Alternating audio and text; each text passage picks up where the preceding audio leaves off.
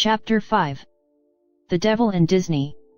Patents threaten our economic prosperity, we have argued, because of the many evils of monopoly and especially, because of the evil we called IP inefficiency. Copyright seems less threatening. Enriching without reason a few actors, singers, or book writers is not as bad as letting millions of people die because not enough anti-AIDS pills are produced. The copyright industry itself is economically insignificant. The entire motion picture and sound recording industry has fewer employees than the IBM Corporation. If we consider all employment in copyright-connected industries, we find that industries such as fabricated metal production and transportation equipment manufacturing employ substantially more workers. The copyright industry is about on par with the furniture industry in economic importance. Furthermore, although the length of copyright is excessively long, the scope of coverage historically has been narrow. In principle only the expression of ideas is covered, and not the ideas themselves. Again, in principle, this is less harmful to the downstream production of new ideas and expression of ideas than the much broader protection offered by patents. Certainly in practice, if I want to write a Harry Potter-like book about child sorcerers, I am free to do so. On the other hand, over time copyright has grown in scope. I am not free to write a sequel to Harry Potter. In some respects copyright increases competition, encouraging the production of similar but different works. From a social perspective, however, it may well be better to improve existing works rather than create redundant similar works. Despite the fact that copyright may seem to lack economic importance, in a classic case of the tail wagging the dog, the copyright industry manages to threaten our freedom and our culture. Copyrights are at least as inefficient, insulting, and unjust as patents are. They are as inefficient as patents, because it is painfully obvious from theory, historical facts, and current data, that we would lose scarcely an iota of artistic and cultural productions if copyright were completely and instantaneously abolished. They are more insulting than patents, because the repeated retroactive extensions of copyright terms pushed by the Disney Corporation make a mockery of the U.S. Constitution's allowance of a limited times for patents and copyrights. They are as unjust as patents, because the wealth of copyright-protected media stars cries in the face of the questionable quality of their products and their support for such causes as fighting pharmaceutical monopolies over AIDS drugs. Everlasting copyright. When we left the U.S. publishing industry, despite the limited copyright for U.S. authors, it was a thriving competitive environment. As is so often the case, the story has a sad continuation when the original innovators grew into fat stagnant monopolists. A critical shift in the political balance occurred in the 1880s as the older American publishing houses on the East Coast began to see their profits eroding in the face of a new generation of mass penny press publishers, expanding especially in the Midwestern states, who undercut their costs and reached yet wider markets. In the face of this challenge, the older houses reshaped their business strategies and their arguments about intellectual property. They now realized that they would be better positioned than the new generation of publishers to sign exclusive copyright agreements with foreign authors that would be enforceable within the United States. The signing of the Berne Convention in Europe in 1886 added further momentum to a shift in the views of major publishing houses like Harper's and Scribner, who recognized the advantage of the movement for American adherence to some form of international agreement, at least with England. American theologians, including the Reverend Isaac Funk, now denounced the national sin of literary piracy, which had allowed him to make his fortune on his pirated Life of Jesus, as a violation of the Seventh Commandment. And their voices resounded on the floor of Congress. Although Congress refused to sign the Berne Convention on the grounds that American law did not recognize authors' natural rights, in 1891 an international agreement with England for reciprocal copyright protection was finally signed by Congress. This was the beginning of the seemingly everlasting expansion and increase in copyright.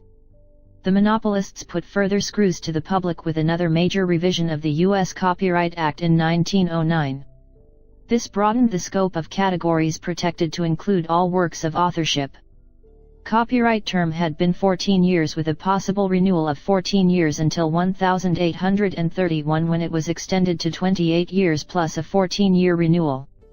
The 1909 Act further extended the renewal period to 28 years. Today the length of copyright term is 95 years for works for hire, and the life of the author plus 70 years otherwise. In addition to these enormous increases in the length of copyright term, media lobbyists have succeeded in recent years in enormously increasing the penalties for copyright violations, now a criminal, as well as civil, offense. Additional laws are advocated, ranging from mandating hardware protection in general-purpose computing equipment, something we will later describe as a policy blunder, to allowing large media corporations to hack into computers without legal liability, which could better be described as criminal insanity. We might well begin by asking how well the 1909 revision of copyright worked. Did it increase the rate at which books and other copyrightable new products were produced in the US? Apparently not. Even abstracting from the general increase in literacy over the century, the increase in the registrations of literary works per population ratio is minuscule in the 40 years following the 1909 Copyright Act. Is this exceptional? No, it is not. We already examined Scherer's work on 18th and 19th century classical music, showing that the adoption of copyright did not increase and possibly reduced the output of classical music composers. Moreover, beginning in 1919, the length of copyright has been continually extended. At the turn of the century it was 28 years and could be extended for another 14. Prior to the Copyright Term Extension Act, CTEA, or Sonny Bono Act in the popular press, of 1998, it was 75 years for works for hire, and the life of the author plus 50 years otherwise, its last major extension having been approved in 1976. Thus, the length of copyright term roughly doubled during the course of the century. If this approximate doubling of the length of copyright encouraged the production of additional literary works, we would expect that the per capita number of literary works registered would have gone up. Below is a graph of the number of literary copyrights per capita registered in the United States in the last century. Apparently economic theory works, whereas the theory according to which extending copyright term boosts creativity in the long run, does not. The various copyright extensions have not led to an increase in the output of literary work. While vigorously defending their property, the big media corporations are busily grabbing yours. The most recent copyright extension, the Copyright Term Extension Act of 1998, CTEA, is the biggest land grab in history. This remarkable piece of legislation not only extended the term of copyright by 20 years for new works but also retroactively to existing works. Copyright increased a hefty 40% in one quick legislative shot. Now, consider any normal economic activity, say, the amount of effort you put in your daily work. Try thinking of what would happen if your hourly wage went up substantially overnight. Our bet is that you would put a lot more effort in your work, and your company would witness a productivity explosion taking place at your desk. Did anyone notice an explosion of artistic and cultural creations in the USA, during the last 7 years? Did artists, writers, and musicians begin to migrate in flocks from everywhere else in the world to the USA, to reap the fantastic benefits of the Bono copyright extension? Strangely, if this amazing development took place, both the mainstream and underground media seemed to have missed it. How is it possible that an extension of copyright terms of 40% could have zero impact on artistic production? The answer is simple, and you probably have already figured it out. Those extra years come far in the future during the life of an author, hence their economic value for the author is very small. In fact, a calculation in a legal brief prepared by a number of distinguished economists, including several with Nobel Prizes, shows that, as far as living artists are concerned, those extra years are equivalent to increasing their expected revenues of a hefty 0.33%. As they explain, the 20 years of copyright term added by the CTEA provide a flow of additional benefits that is very far into the future, and hence very small in present value. To illustrate, suppose that an author writes a book and lives for 30 more years.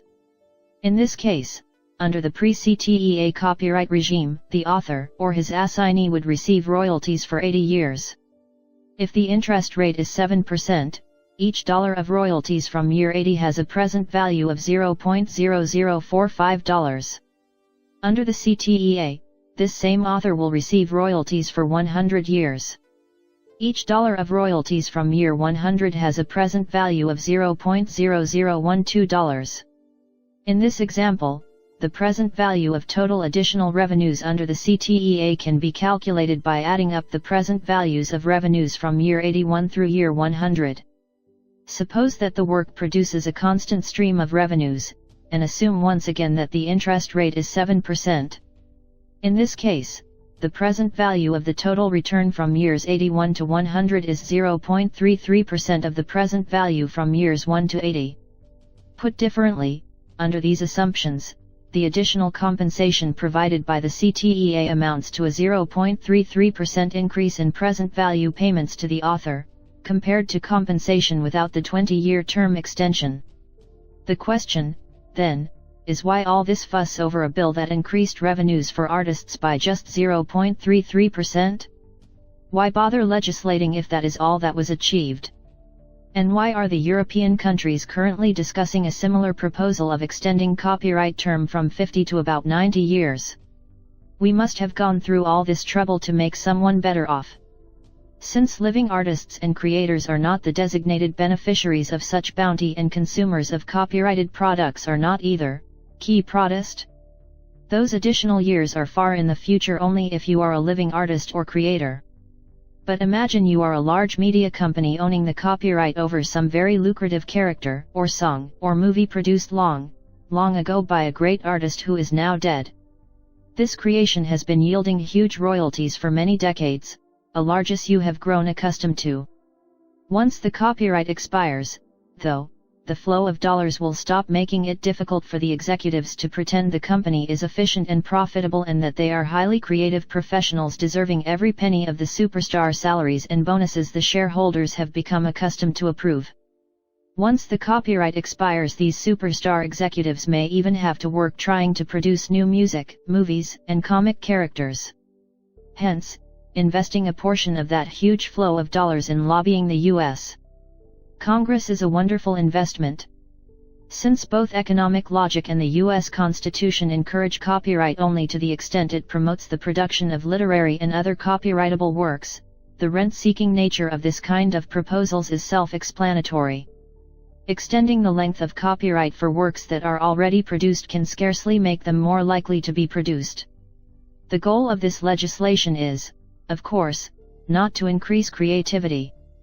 What it means is that all the books, music, and movies that you purchased with your hard-earned money, and which you would have owned outright when the copyright expired, will instead continue to be owned by the big media corporations. The U.S. Constitution allows copyright only for limited times, and then only to promote the progress of science and the useful arts, and the retroactive extension clearly violates both of these provisions. After the Copyright Extension Act was passed, it was challenged in court on these constitutional grounds, Eldred v. Ashcroft. Surprisingly to some, justices who have argued that they take the literal meaning of the Constitution seriously ruled that a limited time is in fact an unlimited time. During the lawsuit, interesting information about the social cost of the copyright extension emerged. Some numbers will put this change in context. Between 1923 and 1942, there were approximately 3,350,000 copyright registrations. Approximately 425,000, 13%, of these were renewed. The Congressional Research Service, CRS, estimated that of these, only 18%, or approximately 77,000 copyrights, would constitute surviving works that continue to earn a royalty. The annual royalties for one segment of those surviving works, books, music, and film, will be, CRS estimates, approximately $317 million. Because of CTEA, the public will both have to pay an additional $317 million annually in royalties for the approximately 50,000 surviving works, and be denied the benefits of those and 375,000 other creative works passing into the public domain in the first 20 years alone. Today, the proportions would be far more significant, since there is no renewal requirement that moves over 85% of the works copyrighted into the public domain. Under current law, 3.35 million works would be blocked to protect 77,000. Most of the arguments for retroactive copyright extension during the course of the congressional hearings were along the lines that offspring of great artists, such as Gershwin, were incapable of earning a living except by marketing the works of their great predecessor. The only intellectual argument offered was that works under copyright will be more widely available than those that are not. From a theoretical point of view, this is a strange argument, since monopolies do not profit by making things more widely available. Strange arguments abounded during the debate over the CTEA. An often used one was that the US media and entertainment industry needed the extension to keep up with the European one, never mind of the fact that the same companies are monopolizing both sides of the Atlantic Ocean, that had just obtained or was on the verge of obtaining such extension from the various national parliaments. The argument is strange for many reasons, but one stands out. 8 years later, the same media monopolists are actively lobbying the European Parliament and the European Commission to extend copyright protection in Europe from 50 to 95 years, to keep up with US legislation. Let us go back to the theoretical argument saying that works under copyright will be more widely available than those that are not. We see no reason to limit ourselves to the theory. Edgar Rice Burroughs, the well-known author of Tarzan, wrote a number of lesser-known pulp fiction series. Depending on the dates, some are still under copyright, some not, so we can determine which are more widely available. The data below was gathered September 3, 2002. It shows pretty clearly that a work being out of copyright is often more widely available, and in many more forms. In case the very natural suspicion that we selected the work of Burroughs because it is one of the few that fits our viewpoint comes to your mind, we invite you to take advantage of the power of Internet and repeat the same exercise with your preferred on the fence, of copyright term, author. If you find one for which the pro-copyright extension theory works, let us know. Contrary to the pro-copyright lobby, we value facts quite a bit. Why is it that old literary and musical works that are out of copyright are often more widely available than works of roughly the similar quality and age that are still copyrighted? This is a case study of IP inefficiency that explains why we asserted before that the CTEA is the biggest land grab in history. To understand the underlying economic mechanism, one only needs to ask, why did Disney and the big media corporation lobby so strenuously for the CTEA? The simple answer is, because the copyright term of a few very successful titles was due to expire. There was obviously no interest in reissuing the tens of thousands of books, movies, and music pieces produced during the previous 50 years, which had a discreet success at the time, faded away from the top seller list, and are now out of print and impossible to purchase. Many of these products of creativity are valuable artistic pieces that have a discreet but small demand, too small to be profitable for media giants. They may be an attractive product for small publishers or music companies, they may be valuable inputs for new artists and creators that could find in them inspiration for additional works, but they are not worth the effort or reissuing for the likes of the Disney Corporation. Worse, reissuing a substantial portion of these titles would crowd out current products that the same media giants are heavily marketing. Hence, thanks to the CTEA extension, these tens of thousands of titles will remain copyrighted by the companies that originally acquired them, but will not be made available to the public. This effect will be compounded by the phenomenon of orphan works, that is, works for which it is difficult or impossible to contact the copyright holder but that, due to the extension, are still legally copyrighted. Monopolists maximize profits by restricting supply, elementary economics teaches us, and a simple way of restricting supply of artistic work is to make sure that not too many equivalent Western movies, adventure novels, comic novels, symphonic pieces, and so on, are available for purchase at any given point in time. There lies IP inefficiency and the gigantic land grab. Because of the way in which the law works, copyright extension must apply erga omnes, and not only to the few selected titles Disney cares about. Thus, to retain copyright protection on the few eternal hits, 300 at most, and a few dozen more likely tens of thousands of works of human creativity have been kidnapped and will not be released to the public. Wait a second, if a small publisher can make money by publishing the old classic for the market niche interested in it, why do you argue that the big publisher will not? Answer: because for the big publisher the old classic is more valuable unpublished than published. The cheap paperback version of a 60-year-old spy story would, to some degree, reduce demand for the expensive hardback version of a brand new spy story. Hence the private value to, say, Eldred, of the old spy story is less than the private value of the very same story to, say, Random House. The latter would ask $100 to sell the rights, whereas the former would be able to only pay $90 and break even. Conclusion: the old spy story will remain out of print. To put it bluntly, after kidnapping, with the help of Congress and the Supreme Court, all the artistic creations of the last 50 years, the monopolistic kidnappers may well set the ransom too high for us, the public, to get them released. Talk about promoting the progress of science and useful arts. The economics of music. The Recording Industry Association of America, RIAA, produces advocacy documents ranging from white papers to videos arguing that technological change makes it necessary for the government to intervene to prevent the piracy that is killing the industry. Certainly musicians should profit from their creations. But in the current system, does the money from the copyright monopoly go to the musicians, or to the 7 major producers who act as middleman and gatekeeper? Courtney Love, a musician, reports the following. This story is about a bidding war band that gets a huge deal with a 20% royalty rate and $1 million advance. No bidding war band ever got a 20% royalty, but whatever. They spent $500,000 to record their album. That leaves the band with $500,000. They pay $100,000 to their manager for 20% commission. They pay $25,000 each to their lawyer and business manager. That leaves $350,000 for the 4 band members to split. After $170,000 in taxes, there's $180,000 left. That comes out to $45,000 per person.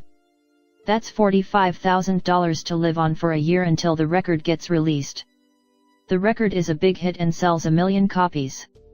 So, this band releases 2 singles and makes 2 videos. The 2 videos cost $1 million to make, and 50% of the video production costs are recouped out of the band's royalties. The band gets $200,000 in tour support, which is 100% recoupable. The record company spends $300,000 on independent radio promotion, which are charged to the band. Since the original $1 million advance is also recoupable, the band owes $2 million to the record company. If all of the 1 million records are sold at full price with no discounts or record clubs, the band earns $2 million in royalties, since their 20% royalty works out to $2 a record. The stylized story told here is important. With modern internet distribution and laptop computer recording studios, the cost of producing music is quite small.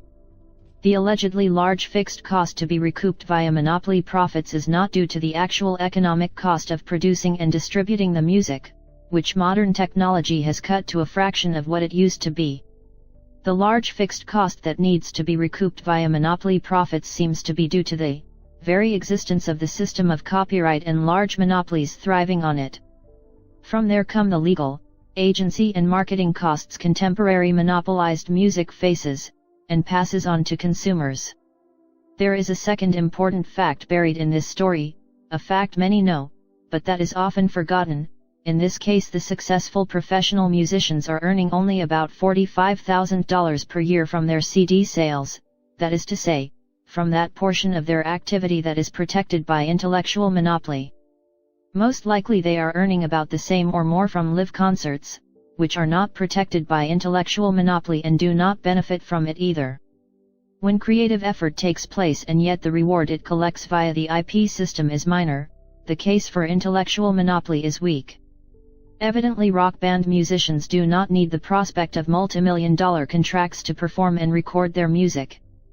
Further, because they are satisfied with expected gross incomes from recording in the range of $100,000 to $150,000 a year. Evidently their opportunity cost of recording, as opposed to doing something else, is not all that high. Again, this substantially weakens the case for intellectual monopoly. Indeed, with modern computers there are a great many creative innovators lacking perhaps the physical skills and training to play an instrument or even to read sheet music who could modify, edit, and create great new music on their home computers at trivial cost. The greatest bar to this outpouring of wonderful new innovative music is the copyright system itself. We cannot create great new music by modifying wonderful old music because all the wonderful old music is under copyright at least until the 22nd century.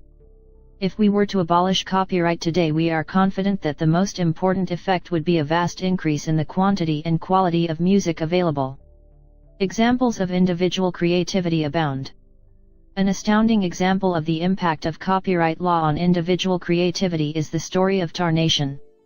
Tarnation, a powerful autobiographical documentary by director Jonathan Cowett, has been one of the surprise hits of the Cannes Film Festival, despite costing just $218, £124, to make.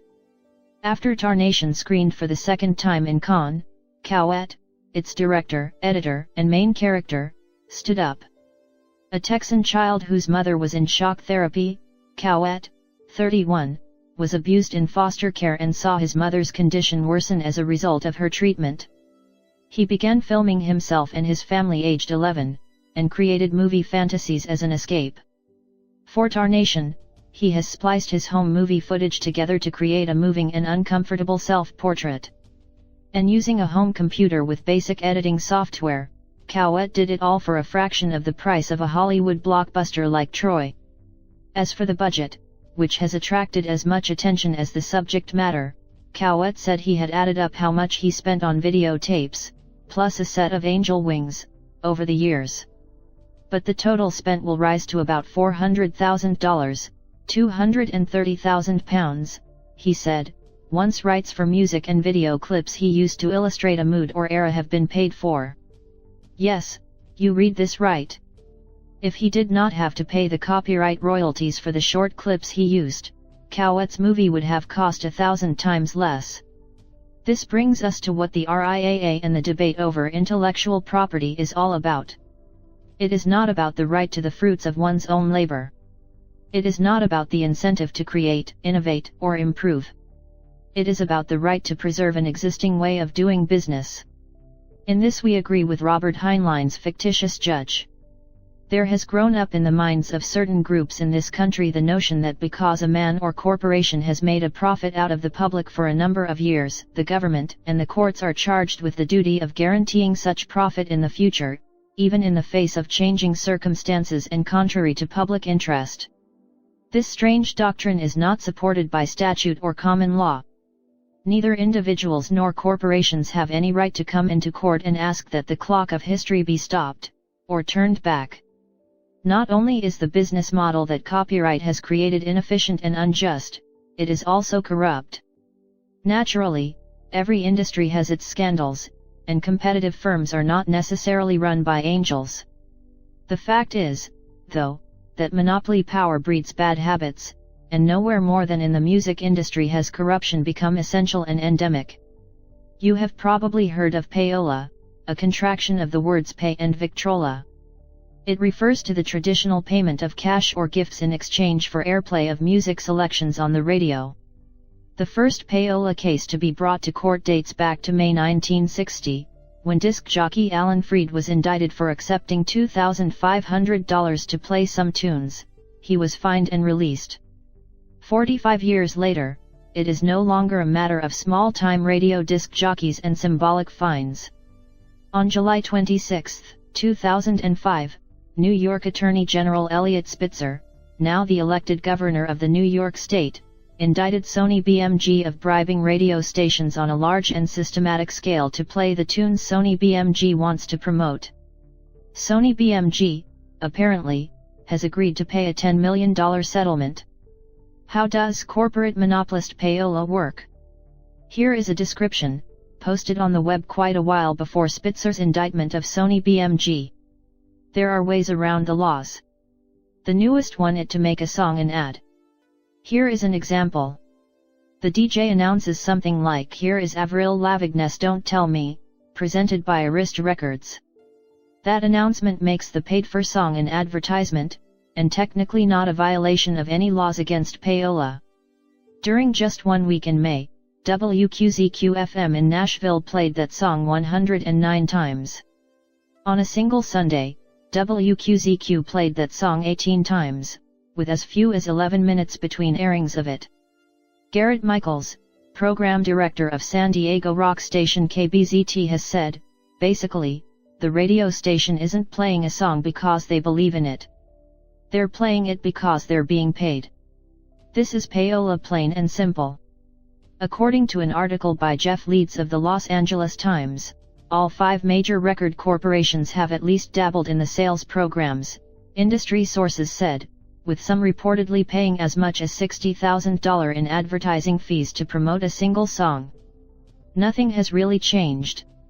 If you want your song played on the radio, you better cough up dough, and a lot of it.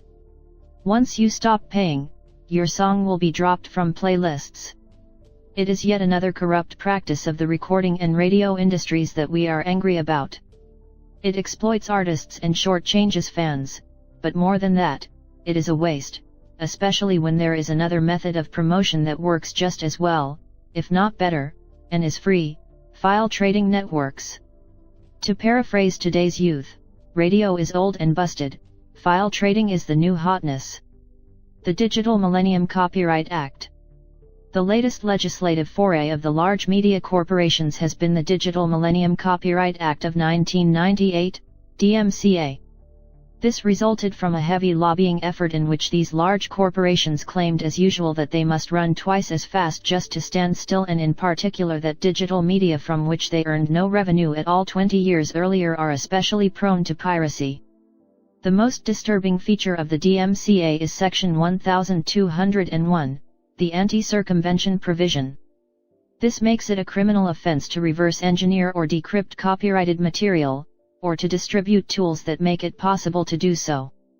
On July 27, 2001, Russian cryptographer Dmitry Sklyarov had the dubious honor of being the first person imprisoned under the DMCA. Arrested while giving a seminar publicizing cryptographical weaknesses in Adobe's Acrobat ebook format, Sklyarov was eventually acquitted on December 17, 2002. The DMCA has had a chilling effect on both freedom of speech and on cryptographical research. The Electronic Frontier Foundation, EFF, reports on the case of Edward Felton and his Princeton team of researchers in September 2000. A multi-industry group known as the Secure Digital Music Initiative, SDMI, issued a public challenge encouraging skilled technologists to try to defeat certain watermarking technologies intended to protect digital music. Princeton professor Edward Felton and a team of researchers at Princeton, Rice, and Xerox took up the challenge and succeeded in removing the watermarks. When the team tried to present their results at an academic conference, however, SDMI representatives threatened the researchers with liability under the DMCA. The threat letter was also delivered to the researchers' employers and the conference organizers. After extensive discussions with counsel, the researchers grudgingly withdrew their paper from the conference. The threat was ultimately withdrawn and a portion of the research was published at a subsequent conference, but only after the researchers filed a lawsuit. After enduring this experience, at least one of the researchers involved has decided to forego further research efforts in this field. The EFF goes on to catalog a variety of DMCA threats, largely by corporations eager to avoid having their secret operations aired in public, against various private individuals and organizations. One common use of the DMCA is to intimidate researchers who reveal security flaws in products.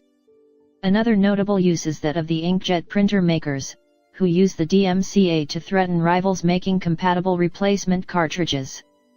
The second noxious feature of the DMCA is the takedown notice. The DMCA creates a safe harbor for Internet service providers, ISPs, whose customers post copyrighted material. To qualify for this safe harbor provision, however, the ISPs must comply with takedown notices, basically claims from individuals who purport to hold a copyright over the offending material. Needless to say, such a provision may easily be abused, and has a chilling effect on free speech. For example, from the Electronic Frontier Foundation we learn the Church of Scientology has long been accused of using copyright law to harass and silence its critics. The Church has discovered the ease with which it can use the DMCA to take down the speech of its critics. It has made DMCA claims against a popular search engine, Google, to bully the engine to stop including in its index any information about certain websites critical of the Church. The DMCA also allows large media corporations to issue subpoenas with only cursory oversight by a court clerk. These subpoenas have been used to identify individuals who are alleged to make copyrighted material available on P2P networks, and are the basis for various lawsuits currently being brought by the RIAA against various teenagers and others. Needless to say, this type of subpoena power is also easily abused. One pornography site has evidently used the subpoena provision in an effort to learn the identity of its customers so that it could blackmail them. Finally, there is the Grockster case. A number of entertainment companies, led by MGM, brought a lawsuit against the makers of a large array of software products. Most important among them is Grockster, whose P2P software is widely used for all kinds of file sharing, including obviously the sharing of music and video files. MGM and its co-conspirators argue that because the software used by Grockster is used to do something unlawful, Grockster should be directly held liable for such usage. Imagine how this would work in the automobile industry. Ford makes cars. Cars are sometimes used to rob banks, and a lot more often to drive while intoxicated. Because both these and other activities carried out using cars are unlawful, Ford Motor Co. should be liable for such crimes. In its rulings, the courts have placed a great deal of weight on intent. Do the makers of P2P software intend to encourage illegal usage? Of course, we can raise the same issue with respect to automobiles. In the US, the highest speed limit is 75 miles per hour. Apparently, the only reason to build cars that can go faster than that must be to break the law. Should automobile makers suffer the penalties every time that speed limit is violated? It is extremely dangerous to innovation and prosperity to hold the distributor of a multi-purpose tool liable for the infringements that may be committed by end users of the tool. Until March 2005, MGM and its allies had not had much luck with our court system. Then, unfortunately, the Supreme Court was brought into the picture, and things are now looking somewhat different. We quote from Wikipedia, which briefly and clearly summarizes the facts. In April 2003, Los Angeles federal court judge, Stephen Wilson, ruled in favor of Grockster and Stratcast, against the Recording Industry Association of America and the motion picture industry, and held that their file-sharing software was not illegal. On August 20, 2003, the decision was appealed by the RIAA and the MPPA. On August 17, 2004, the United States Court of Appeals for the Ninth Circuit issued a partial ruling supporting Grockster. Holding this appeal presents the question of whether distributors of peer-to-peer file-sharing computer networking software may be held contributorily or vicariously liable for copyright infringements by users. Under the circumstances presented by this case, we conclude that the defendants are not liable for contributory and vicarious copyright infringement and affirm the district court's partial grant of summary judgment. In December 2004, the Supreme Court agreed to hear the case. Oral arguments were held for MGM v. Grockster on March 29, 2005, and in June 2005, the court unanimously held that Grockster could indeed be sued for infringement for their activities prior to the date of this judgment. Notice, and it is not a minor detail, that the Supreme Court has ruled that Grockster could be sued, not that it is to be held liable for the use of its software. The legal details of the ruling are, in this case, quite relevant, and interpreting, as someone did, the Supreme Court ruling as a final sentence against innovative software producers and in favor of the big monopolies is going a bit too far. More precisely, both sides were asking for a summary decision. MGM and allies wanted the Supreme Court to say that peer-to-peer applications were not protected by its previous decision in the Sony Betamax case. Grockster and the other P2P producers, on the other hand, were asking for a summary judgment saying that, because there are files available to share legally, the software producing companies cannot possibly be liable for illegal use of their legally distributed products. To us, as you may expect, the latter is the only position that makes sense, but that is another story. The Supreme Court did not satisfy either request, and ruled instead that we hold that one who distributes a device with the object of promoting its use to infringe copyright, as shown by clear expression or other affirmative steps taken to foster infringement, is liable for the resulting acts of infringement by third parties. This means, if you can prove in a lower court that Grockster and the other software producers are intentionally distributing their products to foster infringements of the law, then they are liable. When you put it this way, the Supreme Court ruling sounds reasonable and balanced. Unfortunately, the law seldom works that way. Mark Cuban, a media entrepreneur and owner of the Dallas Mavericks basketball team, summarizes the problem. It won't be a good day when high school entrepreneurs have to get a fairness opinion from a technology-oriented law firm to confirm that big music or movie studios won't sue you because they can come up with an angle that makes a judge believe the technology might impact the music business. It will be a sad day when American corporations start to hold their U.S. digital innovations and inventions overseas to protect them from the RIAA, moving important jobs overseas with them. It doesn't matter that the RIAA has been wrong about innovations and the perceived threat to their industry, every single time. It just matters that they can spend more than everyone else on lawyers. That's not the way it should be. So, the real reason of this blog: to let everyone know that the EFF and others came to me and asked if I would finance the legal effort against MGM. I said yes. I would provide them the money they need. So now the truth has been told. This isn't the big content companies against the technology companies. This is the big content companies against me, Mark Cuban, and my little content company. It's about our ability to use future innovations to compete vs their ability to use the courts to shut down our ability to compete. It's that simple.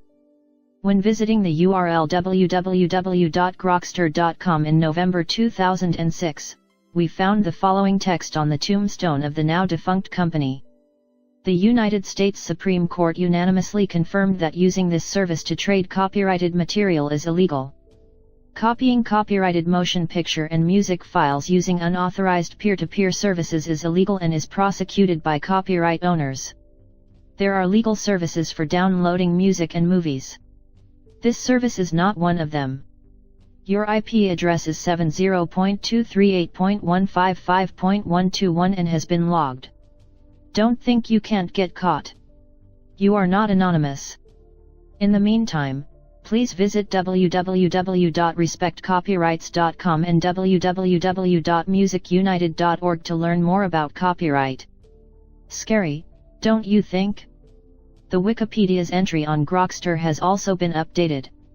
It now reads: Grockster Limited was a privately owned software company based in Nevis, West Indies, rendered extinct by a United States Supreme Court ruling against its mainstay product, a peer-to-peer file sharing program for computers running the Microsoft Windows operating system. The product was similar in look and feel to Kazaa, which is marketed by Charmin Networks. Grockster closed its site on November 7, 2005. A note on its homepage cited a United States Supreme Court ruling that copying copyrighted material using unauthorized peer-to-peer services is illegal, and while legal download services exist, this service is not one of them. The site also claims to log the visitor's IP address but is just to scare you. The company has said it hoped to establish a legal service soon, referencing a new URL, www.grockster3g.com. Freedom of expression. The DMCA is not just a threat to economic prosperity and creativity, it is also a threat to our freedom. The best illustration is the recent case of Diebold, which makes computerized voting machines now used in various local, state, and national elections. Unfortunately, it appears from internal corporate documents that these machines are highly insecure and may easily be hacked. Those documents were leaked, and posted at various sites on the internet. Rather than acknowledge or fix the security problem, Diebold elected to send takedown notices in an effort to have the embarrassing copyrighted material removed from the internet. Something more central to political discourse than the susceptibility of voting machines to fraud is hard to imagine. To allow this speech to be repressed in the name of copyright is frightening. Perhaps this sounds cliched and exaggerated, a kind of leftist college kids overreactive propaganda. In keeping with this tone, here is a college story about the leaked documents, and how the Diebold and the DMCA helped to teach our future generations about the First Amendment. Last fall, a group of civic-minded students at Swarthmore came into possession of some 15,000 email messages and memos presumably leaked or stolen from Diebold Election Systems, the largest maker of electronic voting machines in the country. The memos featured Diebold employees' candid discussion of flaws in the company's software and warnings that the computer network was poorly protected from hackers. In light of the chaotic 2000 presidential election, the Swarthmore students decided that this information shouldn't be kept from the public. Like aspiring Daniel Ellsbergs with their would-be Pentagon Papers, they posted the files on the internet, declaring the act a form of electronic whistleblowing. Unfortunately for the students, their actions ran afoul of the 1998 Digital Millennium Copyright Act, DMCA.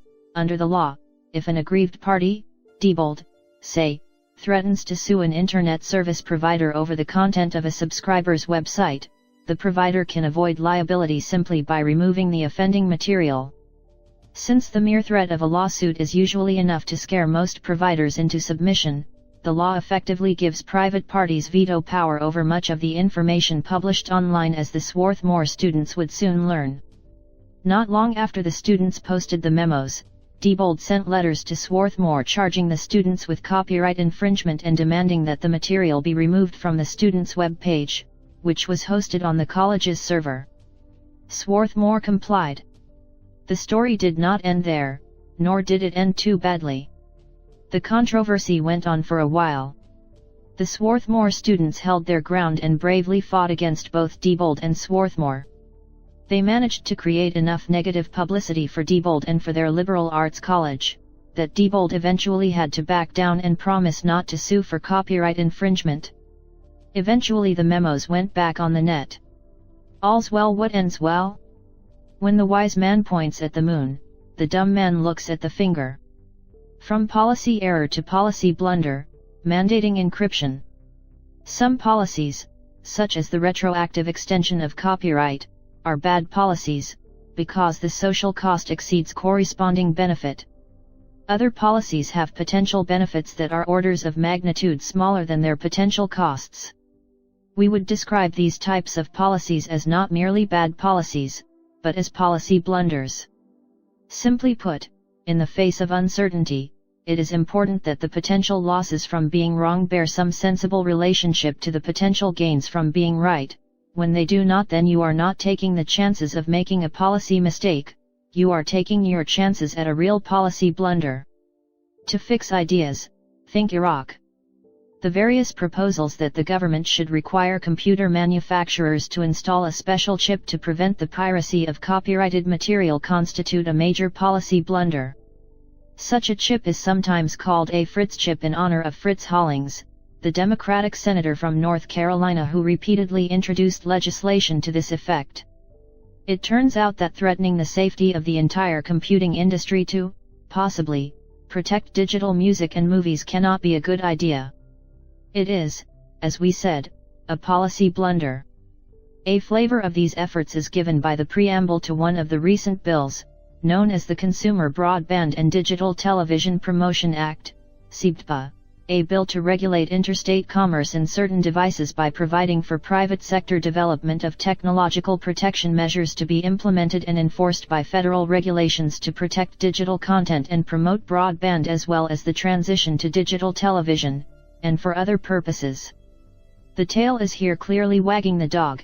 The entire computer industry is apparently to be threatened for the important purpose of promoting broadband TV. At least the bill makes no bones about what it is about. as consumers are unwilling to pay for the devices needed to play media content in a form in which the content providers wish to supply it, the bill will simply force them to do so. The key point is that these devices may not work as advertised, or worse yet may malfunction and cause computers to lose data.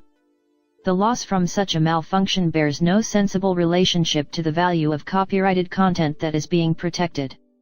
There are many similar details in the various bills proposed so far, which will no doubt be replicated in yet further efforts at legislation. Although we do not believe that current copyright legislation, especially the length of term, makes sense, even if we did, would it make sense to mandate by law copy protection on general-purpose computing devices? Tape recorders and DVD players, single-purpose devices designed to play media content. Any harm done through copy protection is largely limited to the value of the material that is supposed to be protected. That is, the harm of DVD players that don't work is limited to the economic value of DVDs. By way of contrast, if general-purpose computing devices fail to operate properly on account of copy protection, the harm is potentially equal at least to the economic value of computers and the data they store, a value that greatly exceeds the value of the material that is supposed to be protected. To get some idea of the importance of the intellectual property versus the computer industry, we offer some numbers.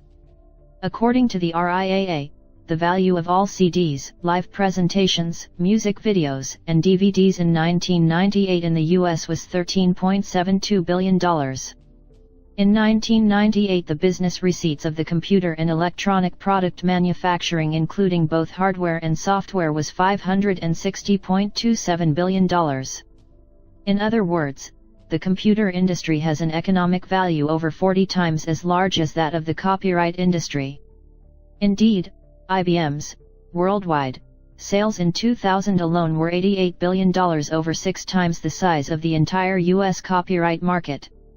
Notice, however, that while music market revenues are a reasonable indication of the value of music players, the potential loss of data from malfunctioning computers can greatly exceed the revenues of the industry.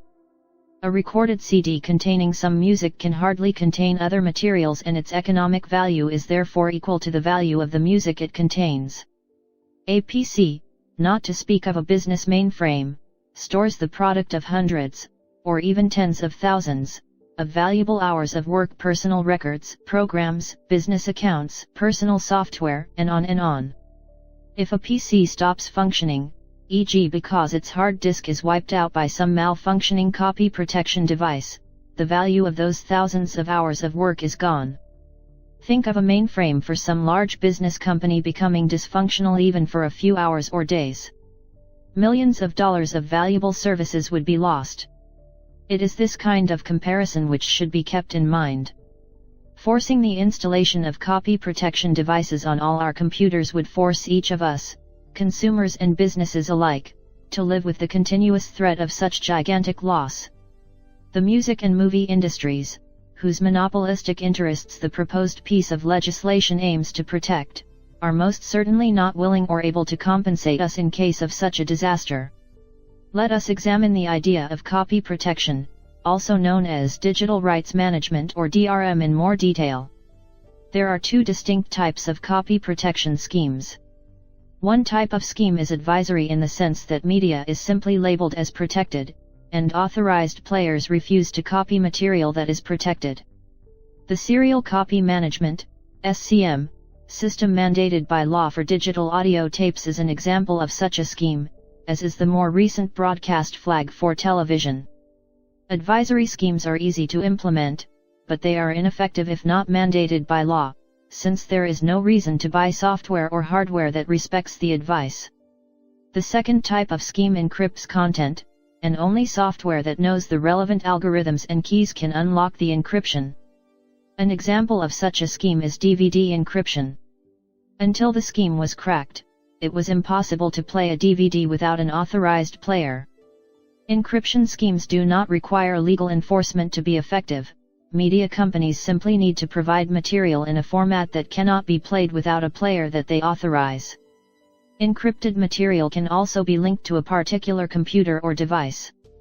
Computer operating systems are sometimes linked in this way, as is the case with Windows XP, So even trading encrypted material can be foiled by a carefully designed scheme. Notice also that under the Digital Millennium Copyright Act, DMCA, it is already illegal to crack these schemes. Encryption schemes are widely used for video game players. They require special software which resides only on consoles, produced and commercialized by the same company which manufactures the games, in order to be played. When you buy one such game, you are aware that, without access to the specific additional tool, you will not be able to play it. The market for video games works well without any mandatory legislation. Those consumers that like video games enough to pay also for the console buy the latter, those that do not, do not. Some people buy a video game without owning a console or planning to buy one. Evidently they rely on the kindness of acquaintances and friends to play the games on their borrowed machines. Should the federal government step into this market and mandate that anyone who buys a video game should also purchase the player to play it? This sounds egregious, as we are all used to the current arrangement and understand it works quite well. Obviously there is no end to such possibilities for government regulation.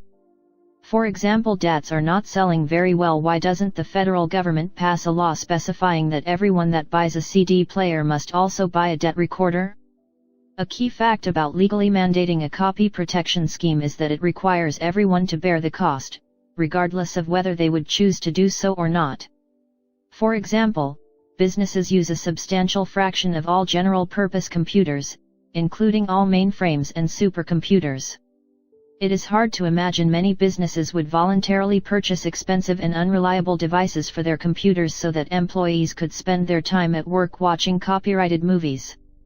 Clearly it is economic nonsense to require them to do so.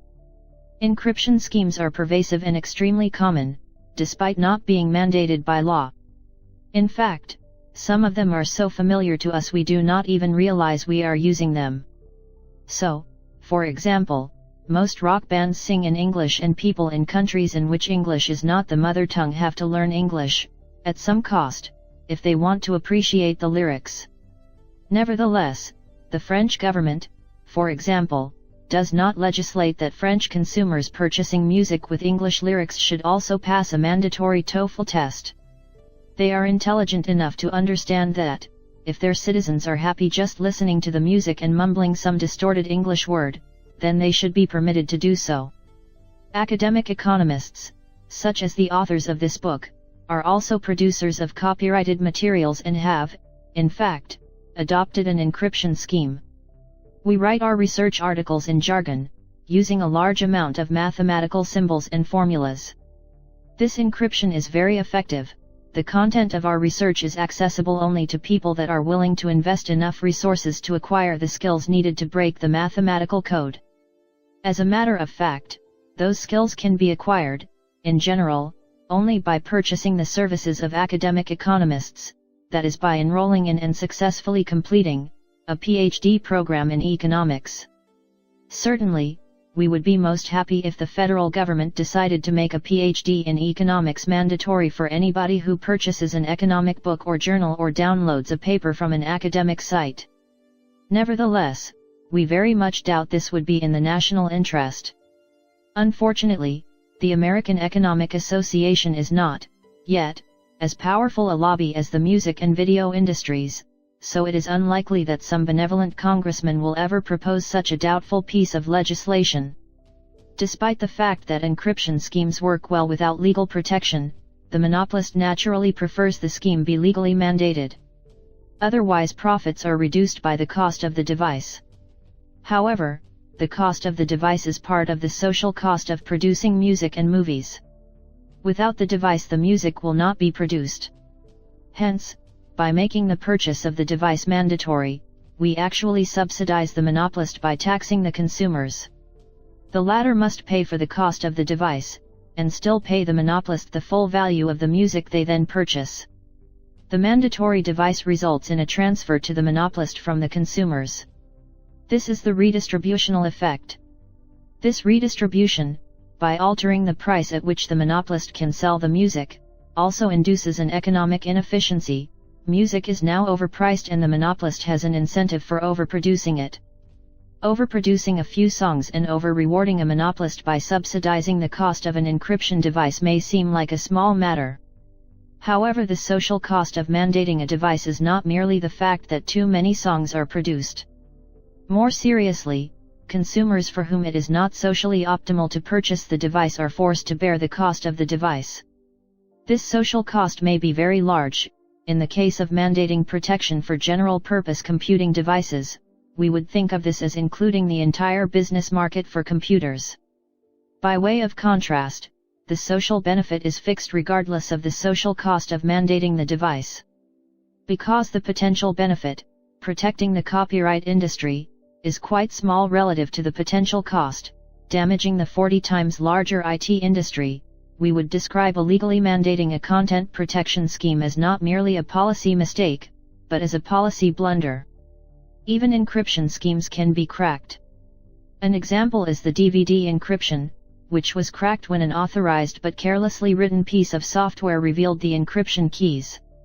It is also the case that the encryption schemes used by video game players have been widely cracked. Sometimes hardware add-on devices, the so-called mod chips, are used to physically undo the encryption. In other cases, software flaws are exploited to hack into the device. This points out two important facts. First, no encryption works perfectly forever. Second, the video games are produced and sold profitably despite the fact that the encryption is eventually cracked. No matter how much the video game manufacturers may dislike it, their business is scarcely threatened by the mod chips. Should encryption schemes be legally protected as with the DMCA? The substantial costs of the DMCA and the fact that occasional cracking of encryption scarcely poses a threat to the copyright industry argues it should not. Worse, the only really effective legal protection against cracking encryption schemes is a draconian legal mandate that prevents software from even examining encrypted material without authorization. How would it be possible to prevent unauthorized software from even looking at encrypted material, given that it is transmitted over the internet and stored on hard disks? It would not be easy, obviously. At a minimum, it would require a complete rewriting of operating systems, and it would require computers that would only load authorized operating systems. The reason is that the operating system would have to check every program loaded, and make sure that the program is authorized to see encrypted data. The Microsoft Xbox uses such a scheme. The difficulty of implementing such a scheme can be seen in the fact that the scheme Microsoft implemented in their Xbox hardware has in fact been successfully cracked and has a number of known security flaws. Although people prefer not to have their computer broken into by hackers, and attacked by viruses, no one has yet produced an operating system immune to attack. No less a government agency than the National Security Administration, NSA, is working on a secure system. The level of success attained may be judged by the fact that they are now proposing to set up a new network not connected to the Internet at all, solely for the use of secure government transactions. If hardware and software together with the eager cooperation of the computer user have proven inadequate to protect content that the owner wants protected, what chance has a media company of protecting content on someone else's computer that the computer owner does not want protected? Indeed, this goes to the technical weakness of all copy protection schemes. At some point the purchaser will want to see the music or watch the video. What a human being can hear or see, technology can record. What is to be next? Mandatory copy protection for microphones? If a microphone detects a special copyright watermark, will it refuse to record the offending material? Not make home movies if our neighbor is playing loud copyrighted music next door? There are other problems worth noting. For example, government agencies ranging from intelligence agencies to the police will have to have the capability of cracking codes. It is foolish to think that these agencies are immune to corruption. More generally, security must protect against the weakest link. The weakest link in many copy protection schemes is the human one.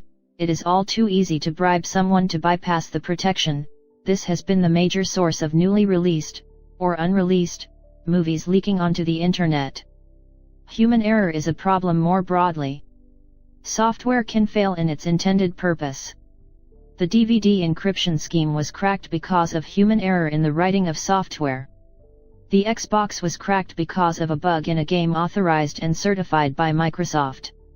Finally, it is extremely likely that a legally mandated system would be abused. So far, large corporations have exhibited little regard for such concerns as consumer privacy, and have accidentally given up such minor bits of information as people's credit card numbers and social security numbers. Rent-seeking and taxes. Intellectual monopolists have many tricks to get the government and public to pay their bills. In case you are still capable of being astounded by the greed and chutzpah of the media industry, we submit the following. Canada levies a tax on blank media such as CDRS and CDRWS, using the proceeds of the tax to pay copyright holders for the presumed copying of their material onto these media. Toward the end of 2006, similar legislation has been approved in Spain and approval is pending in a number of European countries. On January 1, 2001, the Canadian Copyright Board increased the tax from 5.2 cents to 21 cents per disc. Brian GETTR, a spokesperson for the board in Toronto, described the new tariff as a valuable measure that protects artists. He described it as a preemptive measure to recoup losses from piracy and the peer-to-peer exchange of music. Notice the perversity: you tax a general-purpose item such as CDs that has many functions besides storing copying music in order to enforce some monopoly rents. Since the discs purchased in bulk only cost about 60 cents each, without the tax is pretty hefty. And now the chutzpah: the music producers are trying to prevent downloading of music in Canada, even as they collect the revenue from the tax designed to compensate them for this piracy.